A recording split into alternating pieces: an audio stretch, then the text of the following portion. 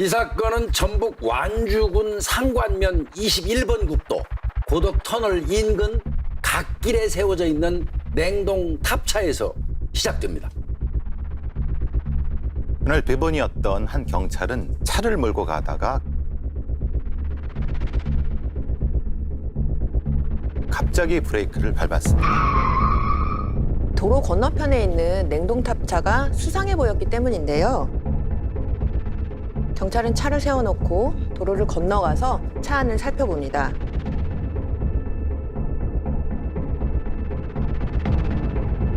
냉동탑차 운전석에는 한 남자가 조수석 방향으로 쓰러져 있었습니다.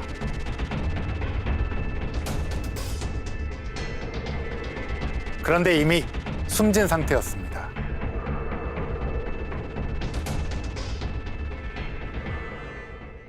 부검 결과 사망 원인은 일산화탄소 중독이었습니다. 눈에 띄는 게 차 안에 또 있었나요?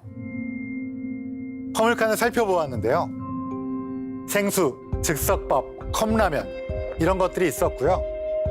한쪽에는 이불이 있었습니다. 들춰보니까 그 안에 두 사람이 있었습니다. 입에는 수건이 물려 있었고 얼굴 전체는 청테이프로 둘둘 감겨 있었습니다. 양손, 양발 모두 뒤로 묶여 있었고요. 한 명의 다리에 칼로 베인 듯한 상처가 있었지만 양말로 지혈한 듯 보였습니다. 부검 결과 부패가 너무 심해서 사인불명으로 나왔지만 질식사했을 가능성이 크다는 참고 결과가 나왔습니다. 그리고 다른 특이점은 발견되지 않았고요. 차에 탄 세 사람이 같은 시기에 사망을 한 건가요?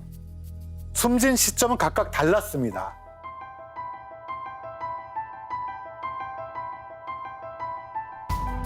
운전석의 남자는 2012년 4월 30일경 사망한 것으로 추정됩니다. 화물칸의 두 사람은 훨씬 부패 정도가 심했기 때문에 먼저 숨진 게 아닐까 판단되었습니다.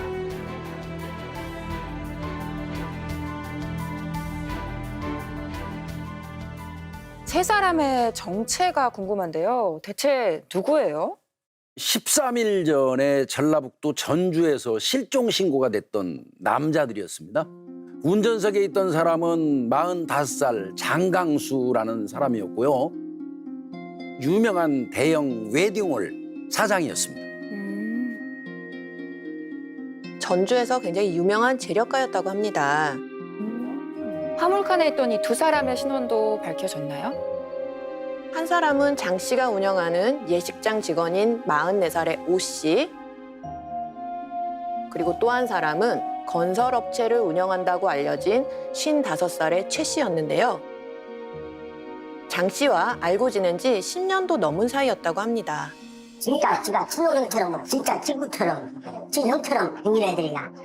형제처럼 친한 사이였는데 어떻게 하다가 다 같이 냉동탑차 안에서 숨진 채 발견된 걸까요?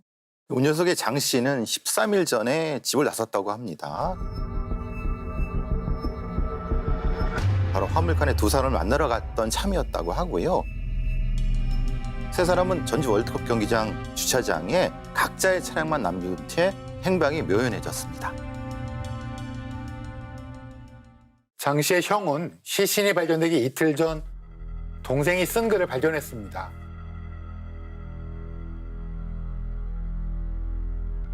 자신이 운영하는 가게 앞에 놓여 있었다고 하는데요. 48장이나 되는 긴 글이었는데 대부분 화물칸의 오 씨와 최 씨에 대한 것이었습니다. 제 약점을 잡아 작년 12월부터 저만 쫓아서 돈을 뜯어내려고 하는 악마 같은 놈들입니다. 이놈들 때문에 너무 많이 힘듭니다. 죽어서 귀신이 되더라도 구천을 떠돌 것 같습니다. 절친들이었는데 악마라고 표현을 하고 있네요. 한마디로 이제 반란이요, 배신이요. 그 사람 완전히 가게까지 다 몰아놓고 그 돈에 이제 뭔 거야. 돈 넣고 인생 바꾸려고 여기 이러면 안 되고. 돈 때문에? 오 씨와 최 씨가 이 장 씨를 배신했나 봐요. 장 씨가 죽기 전에 그 쓴 글을 보면요. 두 사람이 자신의 비리를 폭로한다고 하면서 협박을 하고 야구방망이로 구타하고 돈을 요구하고 이랬다는 거죠. 다 은덕을 먹고 사는 사람들 아니여. 밥도 못 먹고 있어. 완전히 사람이 막 해골같이 돼버렸어. 그런 사람 상태를 갖다가 10억, 6억 다 받을 것을 자격증을 써놓고 강제로 갖다가 손 엄지손가락을 쪘다 이 말이야. 장 씨가 식당을 나오는데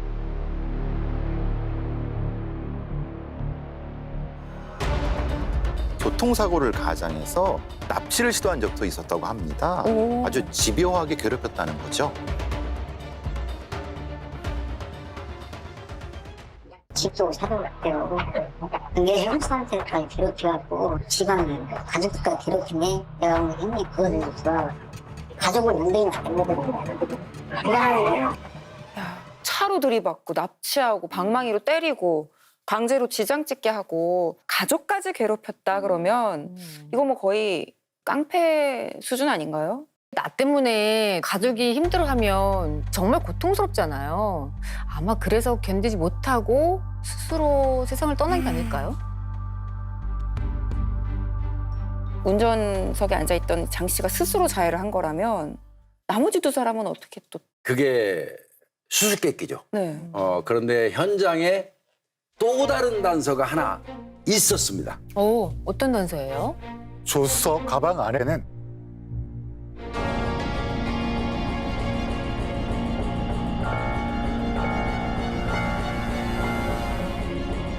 전자충격기가 발견된 건데요. 근데 그 전기 충격기가 왜 피해자인 장 씨 옆에 있는 거죠? 혹시 장 씨가 전기 충격기로 두 사람을 기절시켜서 화물칸에 가둔 건가요? 두 사람의 지인들이 바로 그렇게 주장을 한 겁니다. 장 씨는 피해자가 아니고 가해자다. 처음부터 끝까지 거짓이라는 말씀을 부모님이가 많이 나쁜 짓을 많이 했어요.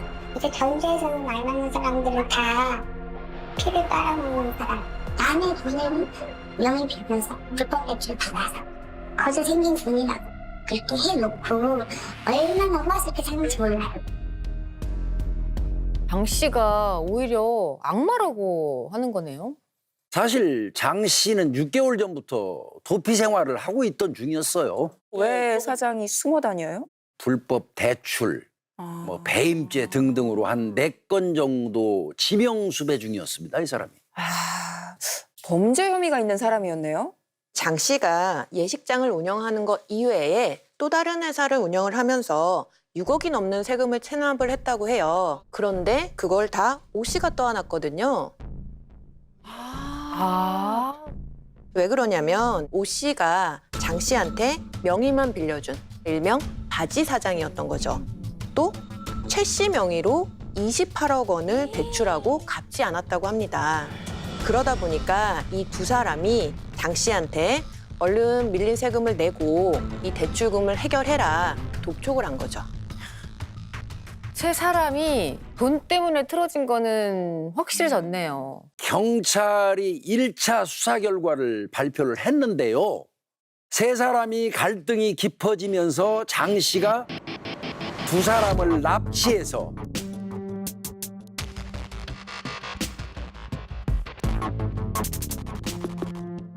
살해한 뒤에 본인은 고의적 자해를 했다. 와. 장 씨의 형님은 절대 불가능하다고 주장했어요. 당시에 동생이 당뇨병이 있었는데 몸무게가 50kg이 되지 않았다고 해요. 당뇨합병증이 있는 경우에는 제대로 치료받지 않으면 허약하게 되고 이런 것들이 좀 실행하기가 좀 어렵지 않나 이렇게 주장이 된 거죠. 장 씨가 아니라면 대체 누가 사람을 죽였죠?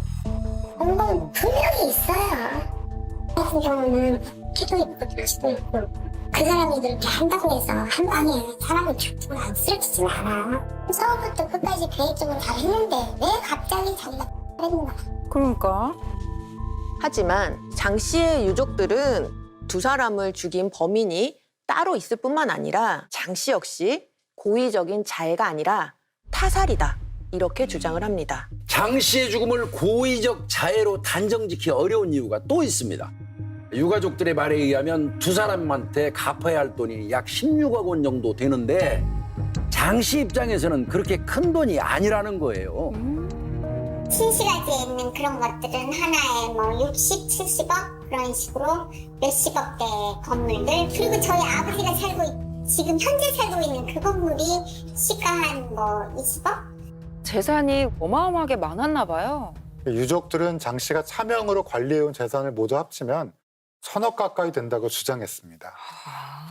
뭐 그게 사실이라면은 16억 때문에 사람 죽이거나 고의적 자해를 하거나 이런 건 좀 상식적으로 이해가 안 되긴 하네요. 장 씨가 고의적으로 자해한 게 아니라면 누군가 다른 사람이 장 씨를 다른 곳에서 죽인 다음에 차 안에 옮겨 놓았을 가능성도 있는 거네요. 연출을 하려고. 근데 현실성이 너무 없지 않나요? 고의적 자해로 연출하기에는 쉽지 않았을 텐데 뭐 정말 그렇게까지 했을까요? 무엇보다 장 씨의 유서도 있었잖아요. 그런데 유서가 좀 특이했어요.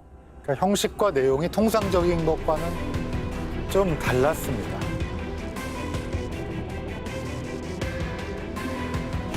유서로 알려졌던 글의 첫 페이지를 보시죠.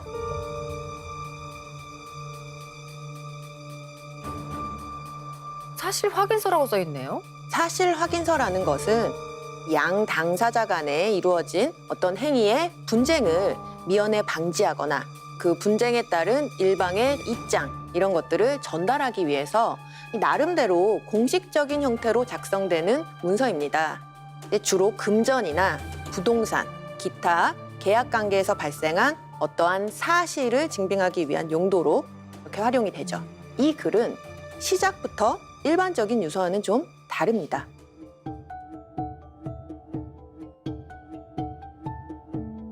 최 씨와는 약 12, 13년 전에 알게 됐는데 그때부터 악연이었습니다. 당시 제 소유의 시청 건물을 자기 마음대로 주물럭거리고 차용증 받고 1억을 주었고 또 총 20억 정도를 빌려주게 됐습니다. 이거는 뭐 감정적인 거는 쏙 빠져 있고 전부 다 돈 얘기예요.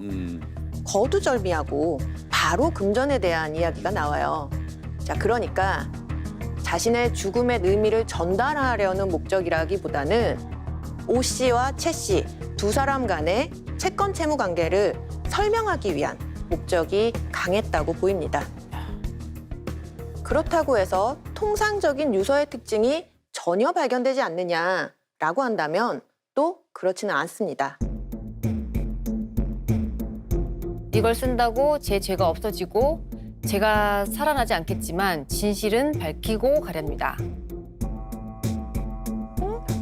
죄를 지었다라고 가정한 것을 보면 이 글을 작성했을 때 이미 두 사람에게 해를 끼친 상황이거나 최소 해를 끼칠 마음을 먹은 상태였을 것으로 보여요.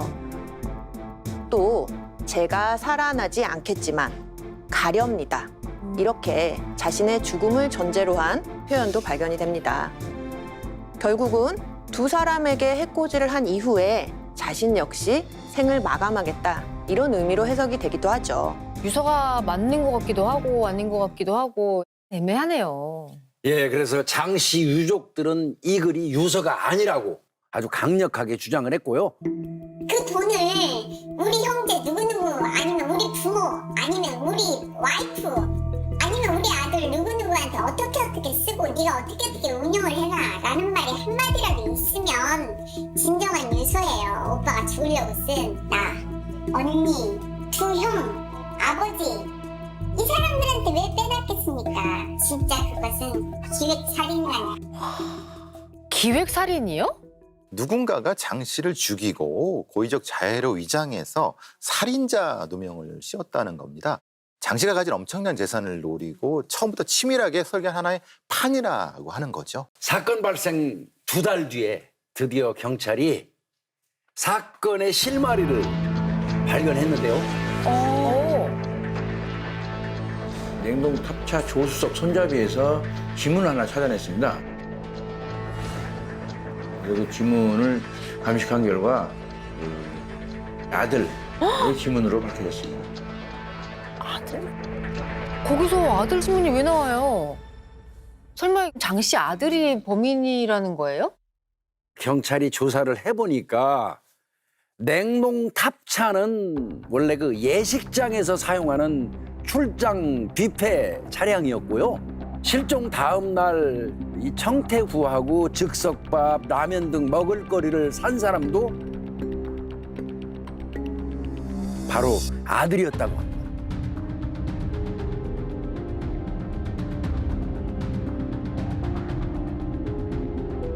그리고 더욱 놀라운 사실이 밝혀졌는데요. 이 사건에 연루된 공범이 아들뿐만이 아니었습니다. 광범위한 CCTV 판독을 통해서 최소 9명이 가담했다는 사실이 밝혀졌습니다. 완전 조직적이라는 얘긴데. 와, 크다. 판이 크다. 장 씨의 아들, 아들의 지인 2명, 장 씨의 사촌 처남 이 씨. 이것뿐만 아니라 조직폭력배 2명과 부하 3명까지 가담이 되어 있었습니다. 왜 갑자기 조직폭력배까지 다 가담이 된 거죠? 조직폭력배들의 말에 따르면 평소 알고 지내던 장 씨가 도와달라고 부탁한 거라고 합니다. 공범들의 진술 토대로 그날을 재구성해보면요. 장 씨는 자기를 괴롭히던 2 사람에게 앙심을 품고 전주 월드컵 경기장 주차장으로 불러냅니다. 세금과 대출금을 해결하고 돈을 주겠다고 한 거죠.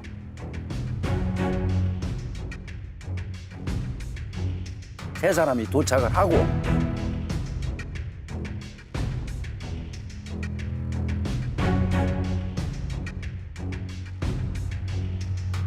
최 씨가 잠깐 자리를 비운 사이에 장 씨는 먼저 오 씨를 승용차 안에서 이야기를 나누다가 전기 충격기로 제압을 합니다. 그리고 최 씨가 이제 올 거 아니에요? 다시 또 제압을 한 거고요. 조직폭력배 2명은 미리 근처에 와서 숨어 있었어요. 신호를 보내니까 그 부하 3명이 나타나서 2 사람을 강제로 승합차에 태워서 납치를 한 거죠.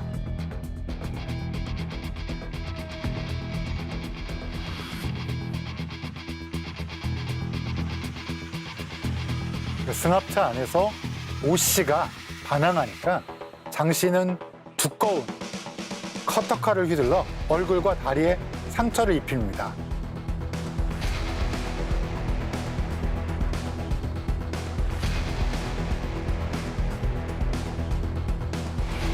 아까 냉동 탑차 안에서 다리 다친 게 있었다고 양말로 지혈한 거. 했죠? 그렇습니다. 경찰이 장 씨의 시신 호주머니에서 하늘색 커터칼을 발견했었어요. 아마 그게 범행 도구였던 걸로 보입니다. 그리고 일행은 전북 장수군에 있는 한 집으로 향하게 됩니다. 피해자들을 감금했던 장소가 오 씨의 이종사촌 처남 이모 씨의 장모 집입니다. 장모 집. 장모가 거기서 살지는 않고 집을 지어놓고 가끔씩 들리는 곳인데 거기에다 이제 피해자들을 감금을 하게 된 거죠. 사촌 처남이 예식장 총무부장으로 일하면서 장 씨의 비자금 관리도 같이 했던 거죠. 상당히 친밀한 관계였었습니다. 피해자들을 감금할 장소까지 제공을 한 거예요. 그리고 그들은 2 사람을 방에 데리고 들어가서 노끈으로 손과 발을 등 뒤로 묶고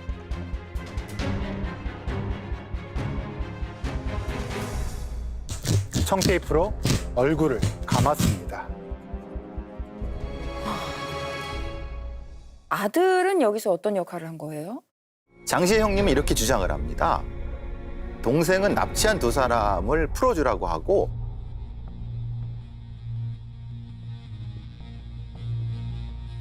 군산의 한 모텔로 갔다. 그런데 잠시 후에 아들이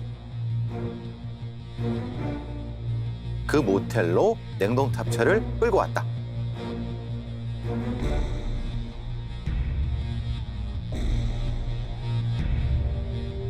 무슨 일인지 물어보니 아들이 이렇게 말했다고 합니다.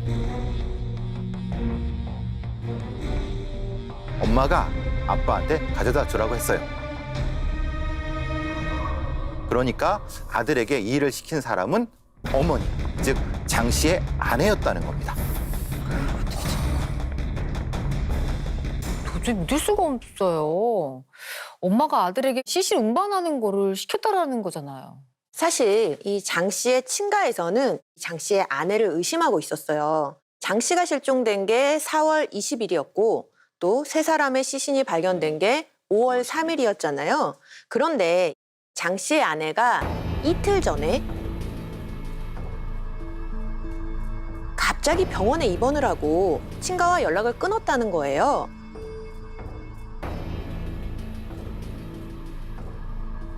아무래도 타이밍이 수상하다는 거죠. 장 씨의 아내는 이미 뭔가를 알고 있었던 것 같다고 합니다. 시신이 발견되기 전에 장 씨 형님에게 이런 말을 했다는데요. 남편이 돈 한 푼 없이 고의적 자해를 했어요. 그러면은 장 씨가 두 사람을 죽이고 아내가 장 씨를 죽였다. 와. 서로 등에 칼을 꽂는 거잖아요, 지금. 네. 근데 이 장 씨의 아내가 이런 무시무시한 일을 벌일 이유가 뭐가 있죠? 보통 이런 경우 그 사람의 죽음으로 가장 크게 이득을 보는 사람을 생각해 볼 수 있는데요. 장 씨가 죽으면 가장 많은 재산을 상속받는 사람이 제1상속자, 즉 배우자입니다. 하지만 이 장 씨의 아내 측은 장 씨에게 1,000억 원이라는 큰 돈이 있었다면 왜 죽었겠냐 이렇게 반문을 합니다. 사실 재산의 대부분이 다 대출이고 사채라는 거죠. 결국 다 빚이라는 거예요. 장 씨의 아들은 이렇게 말합니다.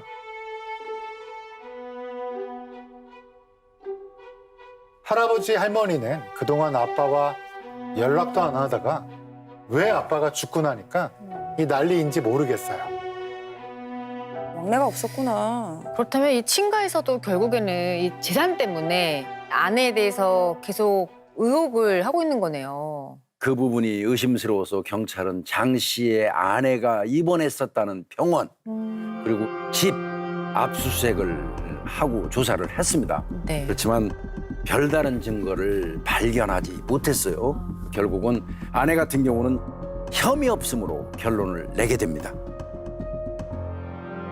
친족의 입장에서는 아내하고 아들이 짜고 자기 남편을 고의적 자해로 위장했다고 그러면 남아있는 재산은 친족한테 와요. 아내하고 아들이 자격이 없어져 버리니까. 그런데 또 아내와 아들 입장에서는 친족한테 재산을 뺏길 이유는 없잖아요. 장 씨의 어머니 아버지 쪽과 장 씨의 아내와 아들 쪽과 결국은 대립이 되다 보니까 살인사건이라는 근본은 굉장히 소홀히 흘러가게 돼버린 거예요. 재판부는 이 사건을 이렇게 정리했습니다.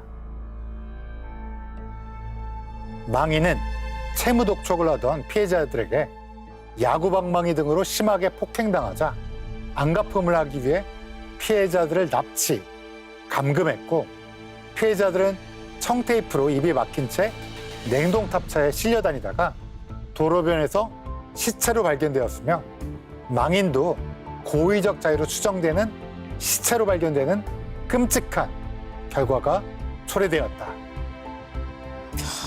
누가 누구를 죽였는지, 왜 죽었는지 아무것도 말끔하게 해소되지 않은 채 굉장히 찝찝하게 결론이 난 것 같아요. 당사자 세 사람이 모두 사망했기 때문에 더 이상 자세한 내막을 알 수는 없지요. 공범들은 처벌을 받았나요? 조직폭력배 2명은 이 사건 전담에 가담을 했기 때문에 각각 징역 3년을 선고받았습니다. 공동 감금 혐의로 장 씨의 아들 그리고 사촌 처남은 각각 징역 2년과 징역 1년 6월, 나머지 2명은 공동 감금 방조 혐의로 벌금형과 집행유예를 선고받았습니다. 이렇게 많은 의문을 남긴 채 사건은 마무리됐고 서서히 사람들의 기억 속에서도 잊혀져 갔는데요. 10년 뒤 이 사건이 다시 관심을 받게 됩니다. 10년 전 전주에서 벌어졌던 예식장 살인사건 공범이 도피 끝에 필리핀에서 붙잡혔습니다. A씨는 지난 2012년 4월 공범들과 함께 전주의 한 예식장 사장의 채권자 2명을 납치해 감금한 혐의를 받고 있으며 담배 664억 원어치를 밀수한 혐의도 받고 있습니다. 공범이 또 있었네요. 1심 판결이 끝나고 이 사건과 관련된 괴문서가 전북 지역 각 관공서에 유포되는 일이 있었습니다. 장 씨는 타살이고요. 그 배후에 있는 사람들의 음모에 대한 내용이었습니다.